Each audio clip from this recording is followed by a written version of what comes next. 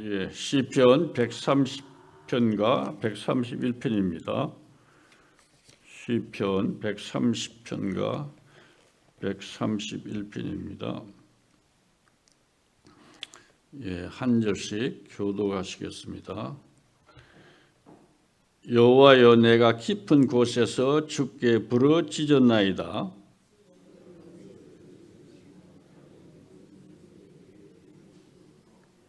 여호와여, 주께서 지악을 지켜보실진대 주여 누가 서리이까?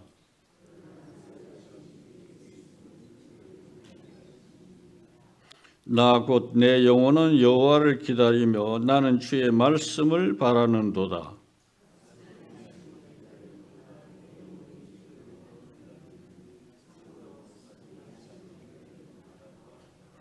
이스라엘아, 여호와를 바랄지어다. 여호와께서는 인자하심과 풍성한 속량이 있음이라.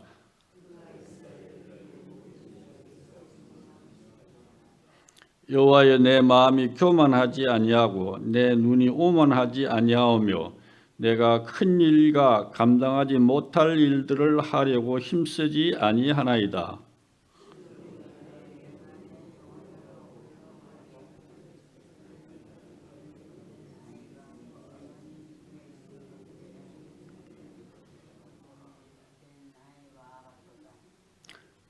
같이 읽습니다. 이스라엘아, 지금부터 영원까지 여호와를 바랄지어다.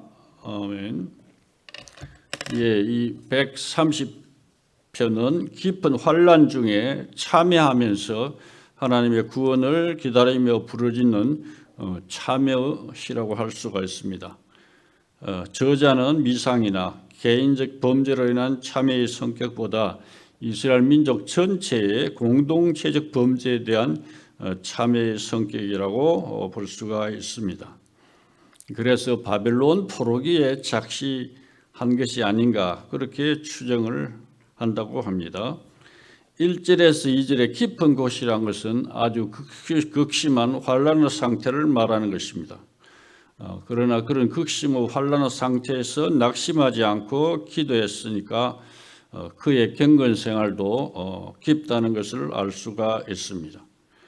그는 비밀스럽고 세미한 음성까지 들으시는 전지전능하신 하나님께 의지하고 그의 소원을 간구하고 있는 것입니다. 3절에서 4절에는 시인이 하나님께 호소할 수밖에 없는 이유로 인간의 제약된 본성과 그에 대비되는 하나님의 자비를 언급하고 있습니다. 3절에서는 여호와께서 사람들의 제약을 감찰하시면 누가 떳떳이 설 수 있겠는가 하는 것은 인류가 다 죄인이라는 대진리를 말하고 있습니다. 이것이 우리가 영적인 진리에서 가장 중요한 요소죠. 인간은 다 죄인이다. 물론 사람에 따라서 죄의 다소와 경중은 있겠지만은 주님 앞에서 우리들은 다 죄인인 것입니다. 그렇지만 하나님에게 우리 죄를 사하시는 성품과 권세가 있다는 것을 시인은 말하고 있습니다. 이는 궁극적으로 그리스도의 속죄를 통해 실현된 하나님의 자비하심을 나타내는 것입니다. 이와 같이 하나님께서 인생의 죄를 사하시는 이유는 인간으로 하여금 하나님의 은혜와 자비를 깨달아 하나님을 경외케 하기 위함이라는 것입니다. 이 문제처럼 우리들이 하나님께 감사하면서 섬겨야 할 더 중요한 이유가 어디 있겠습니까? 그것은 우리들의 영원한 운명을 결정케 한 너무나 중대하고 위대한 일이기 때문에 그렇습니다. 그래서 5절에서 내 영혼이 그의 마음속으로 진심으로 믿음과 확신을 가지고 하나님의 말씀을 기다린다는 것입니다. 그 말씀이란 하나님께서 말씀하신 대로 사죄하시고 구원해 주실 것을 기다린다는 것입니다. 결국 사죄를 해 주신다는 것은 그 영혼을 천국으로 인도하신다는 그 문제하고 바로 연결되는 것입니다. 저는 어제 새벽에 교회 출입하는 문제로 일찍 오신 분들은 어려움을 겪었습니다. 근데 그 문제를 생각하다가 교회 문이 좀 늦게 열려도 마음이 참 어두웠었는데 천국 문이 닫혀 있으면 어떻게 될 것인가? 얼마나 절망적일까? 그런 생각을 해보았습니다. 그러나 사지하시는 하나님께서 보내신 예수 그리스도를 믿는 성도들에게 천국 문은 활짝 열려 있는 줄로 믿습니다. 인간에게는 소망이 없는 것입니다. 인간들이 얼마나 거짓되고 모순된 존재들인가. 정치인들을 보면서 우리는 그런 걸 많이 깨닫게 되죠. 참 양심 없는 사람이 너무 많구나. 그런 모습에서 우리 자신의 모습도 보게 되는 것입니다. 그런 인간 존재에게서 어떤 소망이 있는가? 하나님의 존재와 그분의 말씀에게만 소망이 있는 줄로 믿습니다. 하나님께서는 그를 경외하는 죄인을 사하시기를 좋아하시는 분이신 것입니다. 정죄하시는 분이 하나님이시지만은 사죄하는 권세도 그분에게만 있으니 우리 인생의 소망은 그분에게만 있는 것입니다. 시인은 그것을 알기 때문에 6절에서 파수꾼이 아침을 기다림보다 자신의 영혼이 간절히 주님을 더 기다린다는 것입니다. 전방에서 겨울에 야간 보초를 서본 군인들은 시간이 얼마나 빨리 지나가기를, 날이 새기를 얼마나 초조하게 기다린다 하는 그 심정을 알 수가 있습니다. 저도 군 복무 시절에 군종으로 복무하기 전에 한 번 겨울에 그런 경험을 한 적이 있습니다. 정말 시간이 빨리 가고 동투 오기를 간절하게 기다리고 있지요. 자신이 죄인임을 알면 알수록 주님을 기다리는 간절함은 더 강해질 것입니다.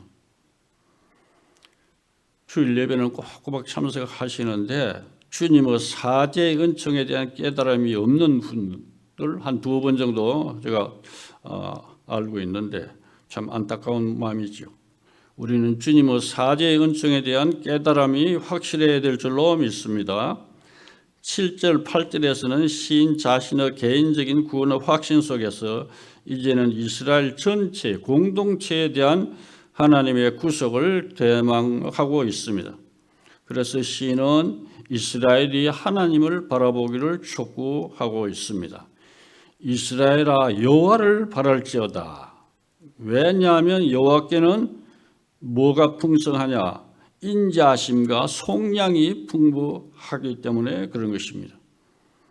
속량이라는 것은 죄를 속해서 자유함을 주신다 그런 뜻이죠.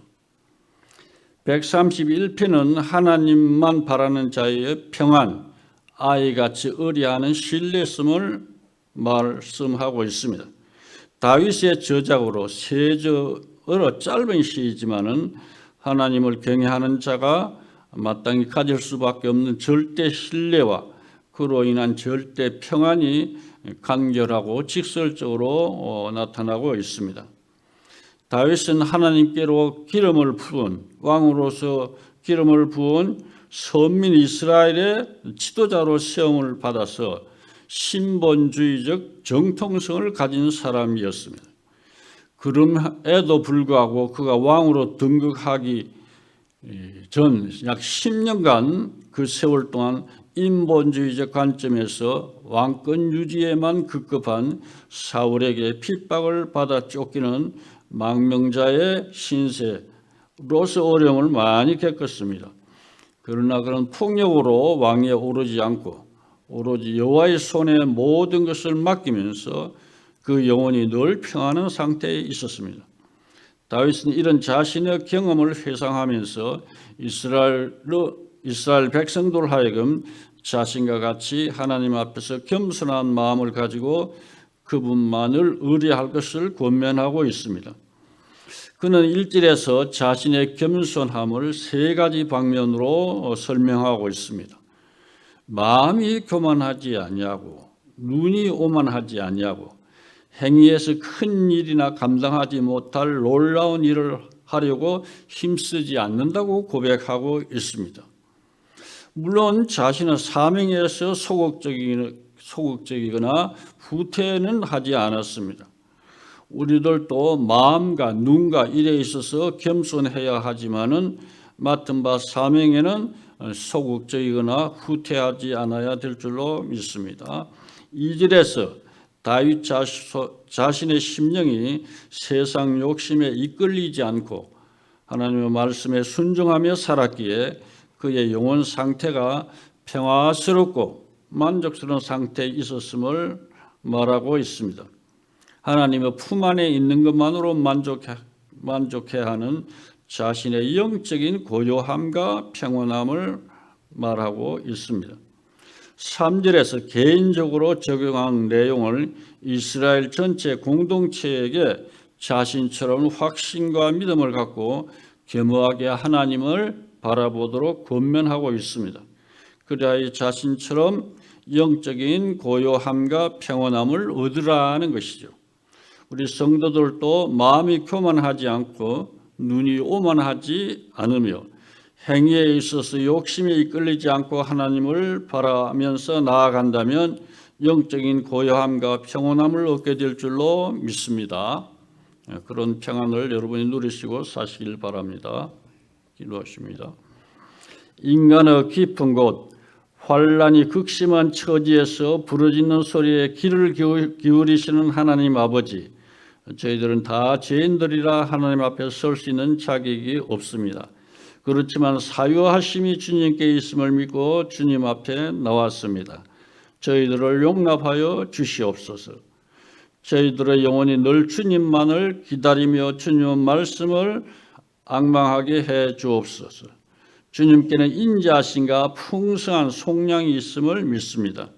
그래야 하여 저희들의 모든 죄악을 속량해 주실 것으로 믿습니다. 또한 이런 저희들에게 천국문이 활짝 열려 있는 줄로 믿습니다. 이것이 저희들의 참된 소망인 줄 믿고 살면서 주님께로 날마다 가까이 가며 경외하며 살게 해 주시옵소서. 예수님의 이름으로 기도드리옵나이다. 아멘.